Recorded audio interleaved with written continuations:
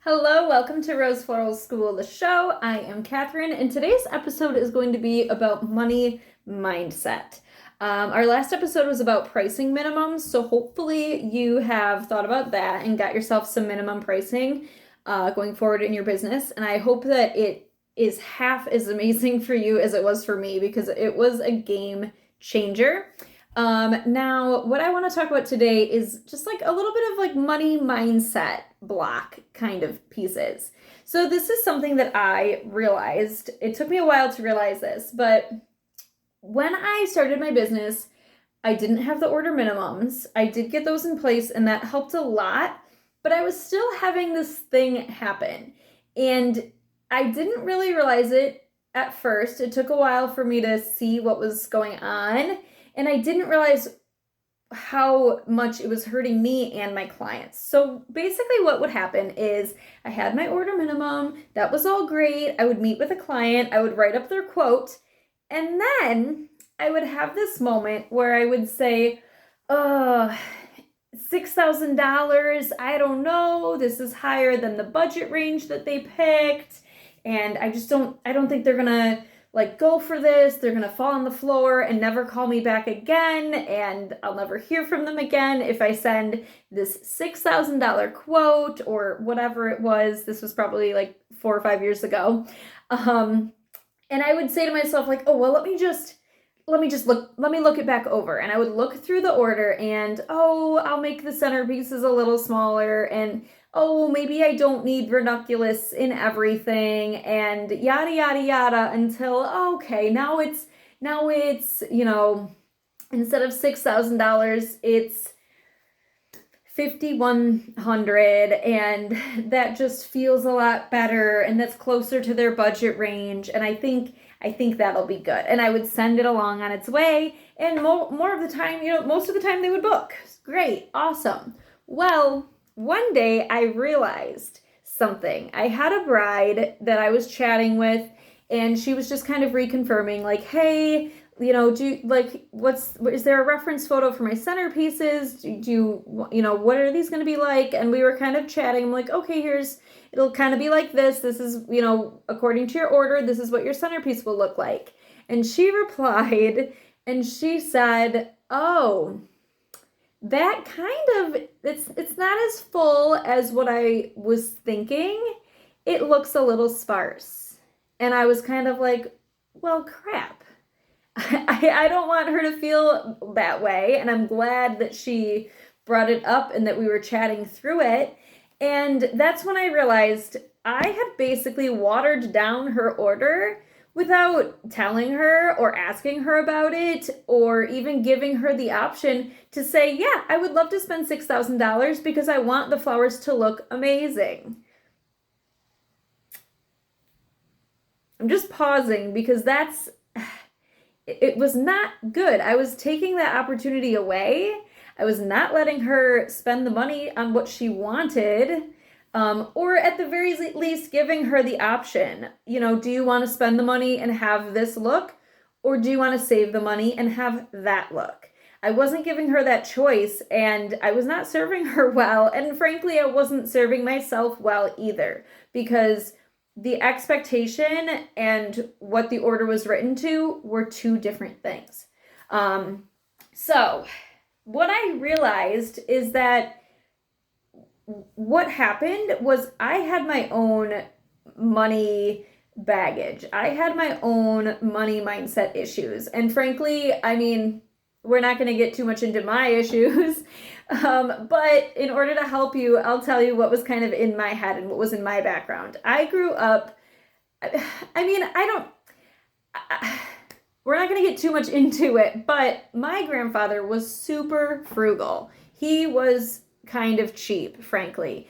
And that trickled through the generations. Now, my dad, and even my mom, I think they are like at peace financially. I've heard my dad say, you've got to spend money to make money more times than I can remember.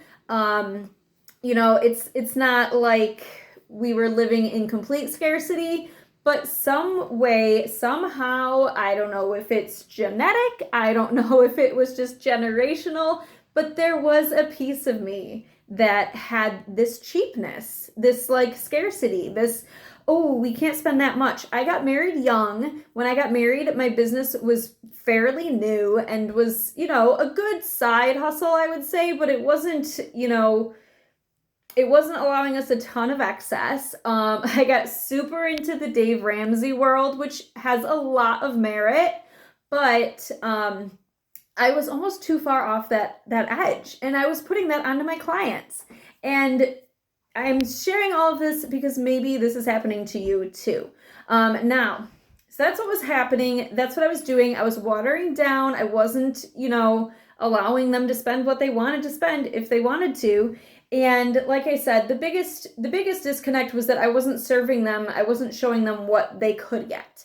I was watering everything down. Now, I will say this particular bride, this client, the actual experience is probably what taught me that lesson the most. I had this realization that she thought I was giving her vision, but I was giving her budget instead. I didn't show her the difference between those.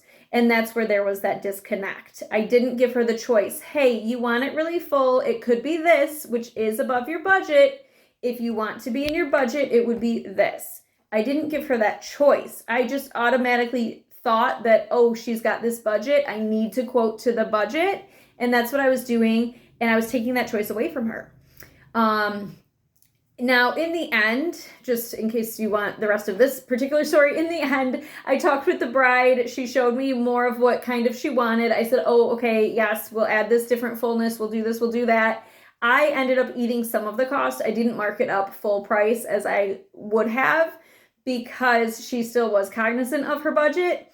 But I did tell her, hey, it would be this much more. Like I said, I ate part of it just as my part of, she thought she was getting that. That's what she thought she was getting. So I did take a little hit from that, still made a profit. I put service above everything. So like I said, I didn't mark it up as high as I typically would have because that was a lesson that I learned. And that's the cost that I paid to learn that lesson. So fast forward now, I realized all of this stuff was going on in my mindset in the back end. I realized where it was harming and where it was going wrong for me. And now I have taken all of that, and this is what I do now. So what I will do now is, first of all, I also heard this thing somewhere. I can't remember where exactly I heard this, but it was basically like the idea that you need to give your client the opportunity to spend money. They want to spend their money on what they want, and you have to give them that chance. I took the chance away from that bride by immediately watering it down, but you have to give them the chance. If they would like to spend more money on flowers, let them.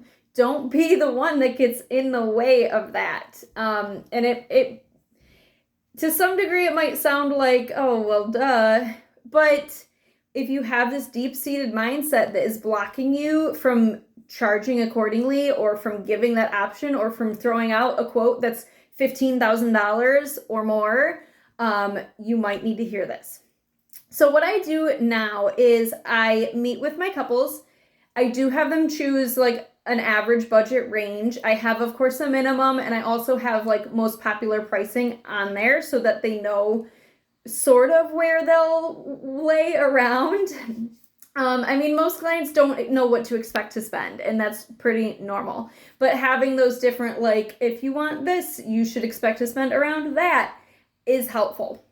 I think having that beyond the minimum is very important too, so that the last number in their head isn't just that minimum. They've heard the minimum, they've heard the most popular, and then they've heard, if you want this, plan to spend $12,000 plus, whatever it is. They haven't just heard that minimum, and that number doesn't like get stuck in their head. So I do suggest having almost like some different options to float around in there too for them to be exposed to. And so then I'll go and have the meeting. During the consultation or the meeting, I will have a point where I say to the couple, okay, do you want, this is what I can do. Let me know. I'll tell you what I usually do, but I can either quote, your dream wedding, everything that we're about to talk about. I can just quote you what I think your vision what you should spend to get your vision. I could also quote to your budget that you chose. If, you chose that budget, I can tell you this is what we can do within that budget, or I can give you a little bit of both. So this is your dream wedding quote. Look at your budget. Okay, it was a little bit over. So then I can look at your order and say, maybe skip the parent flowers. Maybe do one thing at the entry instead of 4. Whatever it is, as we have their consult, you'll get a feel for what are like wish list items, and you can have those right there. And 99, actually not even 90, it's 100%. All of my clients say, yes, we want to know, like, this is what we could or should spend, like, this is the dream wedding, the vision. And then if we need to, pick and choose, and then they have the choice. And honestly, I should go through and count, but I'm not going to. But I will say a lot of couples do pick and choose some of the options. They'll say, oh, we don't really need we don't really need 12 pieces along the aisle. We'll just do 8 or whatever. A lot will pick and choose here and there. But I have had several that will come back and say, you know what? We're going to go ahead and do the full spend. We want the vision. That's what we want. And that's what it costs. Okay, that's what we want. So yes. And so that way they have the choice. They can see it's up to them. You are letting them spend their money if they want to. And a lot of times they want to. If you're in the right market, you're positioned correctly, the couples that are attracted to you want to spend money on flowers. And so we get to let them, we get to work with them if we need to, but we don't get to project our own money baggage, scarcity mindset onto them. And so that is probably one of the more important lessons that I have learned from just actually going through it and seeing it all unfold with a client, which, like I said, she ended up being very, very happy. And she was, throughout the whole thing, she was always amazing to work with. Loved her. Super sweet couple. But like I said, I did eat some of the margin on that one because it was my fault. We talked about her vision. I gave her a quote and she didn't realize that it was a quote of her vision, but a version of her vision, if that makes sense. It wasn't the full vision. It was the vision, but like with an asterisk, like fitting to your budget. So don't automatically assume that you need to fit into their budget. And again, you can always ask the client, hey, do you want me to quote you to your budget or do you want me to quote you to your vision? And you can even ask them things like, hey, if I see that we're getting a little, out of the realistic options, do you want me to jump in? Because I've also had that happen where clients don't realize and they want Smilax hung here, there, this, that, like every single corner of every single beam, inside, outside, tables, railings. And I'm thinking in my head, like, cha-ching, cha-ching, okay, this is like, this is 2/3 of your budget on this greenery that you're slinging everywhere. But they don't know. And so at that point, if you've had that conversation, you can, pop in and say, hey, we can put this on a wish list if you think, because this is getting above your budget, or I can price it for you and you can decide if you do want to go for it, you can go for it. So yeah, I think those are my main thoughts, just like a quick little chat about money and mindset and pricing and, just pricing to your client's vision and having those conversations too. Some clients, their budget is tight. It is exactly that. They are not going to go over budget no matter what. And other clients, not as much. So don't be afraid to have the conversation and don't be afraid to just show them, hey, what you really, really want, we can do something you will love. And this is what it will cost. And, that's just being transparent. And a lot of clients, again, they want what they want. And that's an awesome thing. And I'm like sliding out of the frame. We are able to serve them better when we let them lead, and leave their wants and needs and desires at the center and leave our money baggage outside the door. All right. I think that is it. I'm trying to think of which day this is going to go live. I believe it'll be like the 16th or something like that. So in that case, if you are interested in talking a little bit more about some pricing things and also a lot of client alignment, you will be interested in my free live training. It is on Monday, the 23rd at 7 p.m. Eastern Time. If you would like, you can send me a DM and I will get you on the list so you can get the link to the live training. The topic is how to set yourself up for consultations that don't waste your time. So we're just talking about what you can do ahead of time so that you have consultations with those super aligned clients that you are a fit to, that you can best serve. It's going to be really, really awesome, and it is totally free, and it is totally going to be live. So if there's time, we'll probably even do a Q&A at the end. So like I said, DM me for that. It's on Instagram. It's at rose.floral.school. And I will see you there. I cannot wait, and I hope you have a great day. Bye.